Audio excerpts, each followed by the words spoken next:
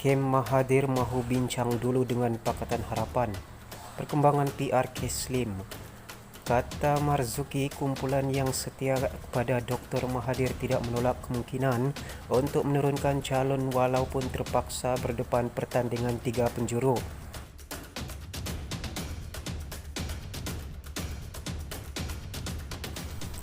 Kumpulan Bersatu yang setia kepada Dr. Mahathir Mohamad memberitahu mereka mahu berbincang dengan rakan pembangkang dalam Pakatan Harapan PH sebelum memutuskan untuk meletakkan calon atau tidak di Slim.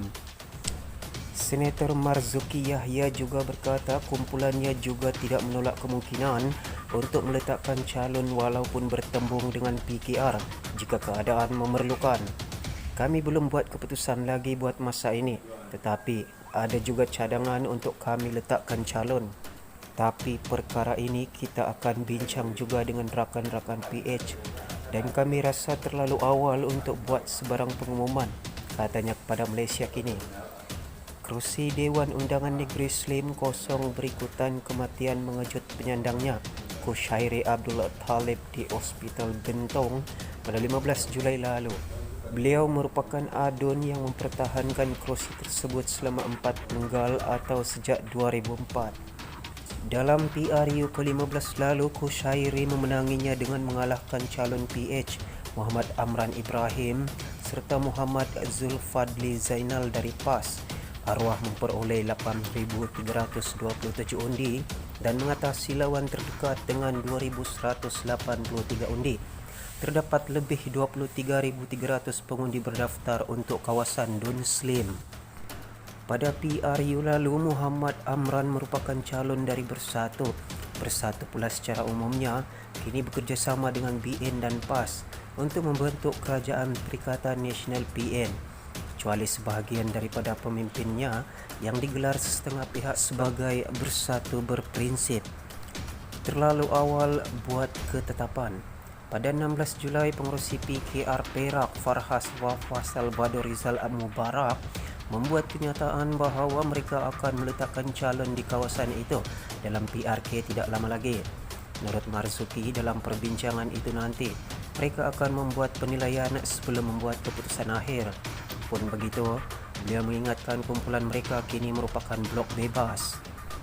Kalau mereka masih nak letakkan calon dan kita nak letakkan calon juga, kita lawanlah walaupun sama-sama pembangkang, katanya. Bekas Timbalan Menteri Luar itu juga berkata dalam sesuatu pilihan raya, semua pihak mempunyai peluang untuk menang. Ditanya lebih lanjut, Marzuki berkata, pada PRU ke-14 dulu kerusi Slim diperuntukkan kepada Bersatu, bukannya PKR. Dalam PRK Cini kerusi itu sepatutnya untuk PKR, tapi mengapa PKR tak bertanding? Tiba-tiba di Slim ni PKR nak bertanding. Terlalu awal buat keputusan nak bertanding, katanya. Masih dalam perkembangan PRK Dun Slim, UMNO akan letak calon, yakin PAS dan Bersatu bagi laluan. Kita tak akan berlawan satu sama lain. Kartunlah kalau berlawan sama sendiri, kata Tajuddin.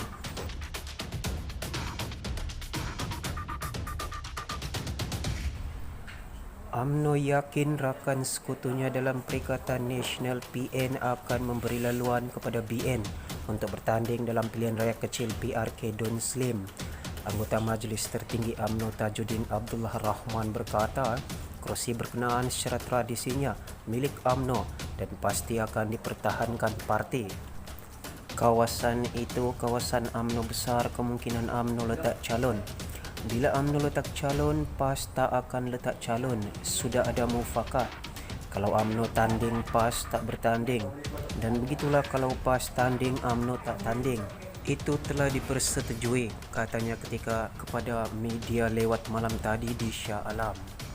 Kerusi Dun Slim kosong berikutan kematian penyandangnya yang juga anggota Majlis Tertinggi UMNO, Muhammad Kushairi Abdul Talib 15 Julai lalu. Kushairi merupakan adun Slim selama 4 penggal dan pernah menjadi pengerusi Perbadanan Kemajuan Filem Nasional FINAS.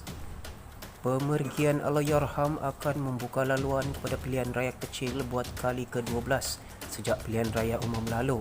Kushairi memenangi kerusi itu pada PRU 2004 dan mempertahannya sebanyak 2 kali dengan majoriti selesa.